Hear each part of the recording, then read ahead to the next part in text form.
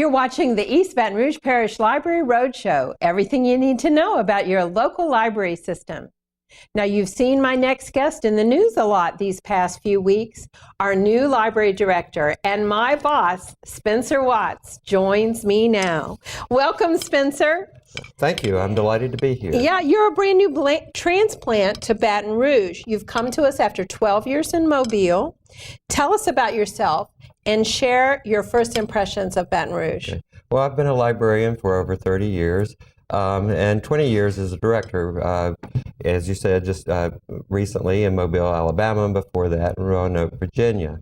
Those were delightful communities. I've loved every community that I've ever worked in.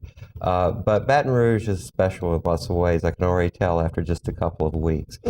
There's a special dynamic, I think, going on in the community here. Part of it is we have a strong economic foundation, much better than you can find in many other areas of the country right now. But it's a lot more than just economics. There's a certain vibrancy, I think, that you find throughout the parish.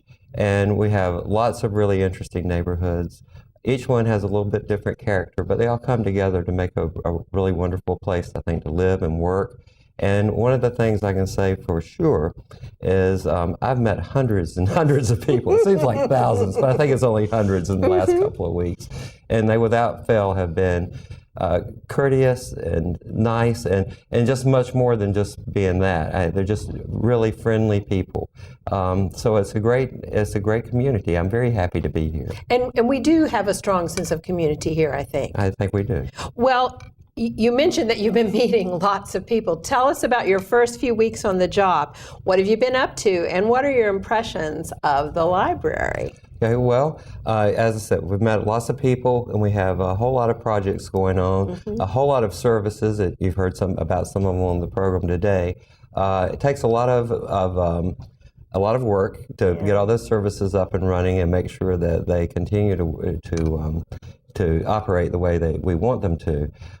So I've been trying to get a good sense of everything that we have. I've used some of my time just as a customer. I love Visio, Ed2Go, which is one of our new services that you can use. I've kind of explored that. I said, oh, I could take a course on how to to learn how to use Excel better and spreadsheets better.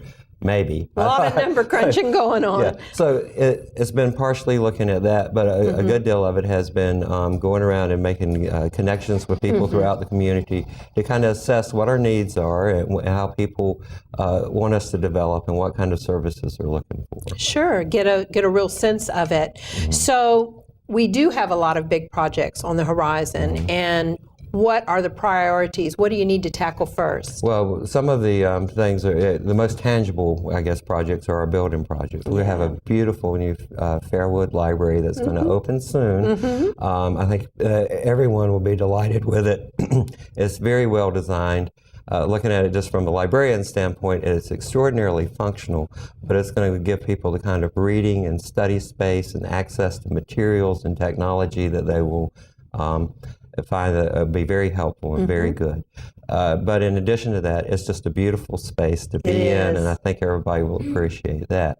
And of course, right out the back door of my office, so to speak, is the new main library at Goodwood, and it is also going to be just a wonderful building. We're reaching the stage now where part of it's beginning to get closed in, and you can see the interior beginning, the bare bones taking its shape, and that's always interesting.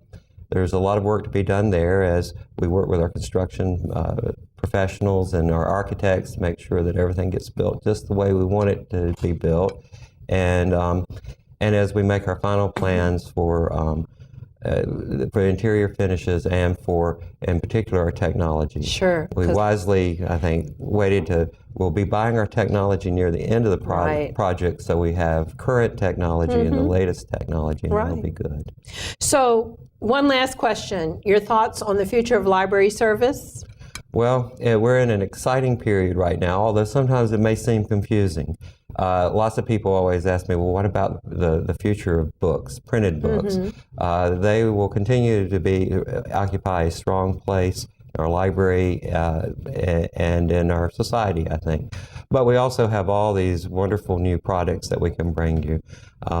Are online, and we also have new ways for you to interact with those products. And I think there'll be more and more of that technology developing in our libraries in the upcoming months and years, so that you can find new ways to go and seek information, find it, and put it together in new and exciting ways to create new knowledge. So it's a brave new world.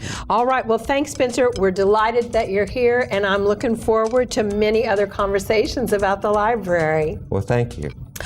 Was weight loss a resolution for you this year? After the break, we have an app to share that will help you reach your goals. Bon App is up next.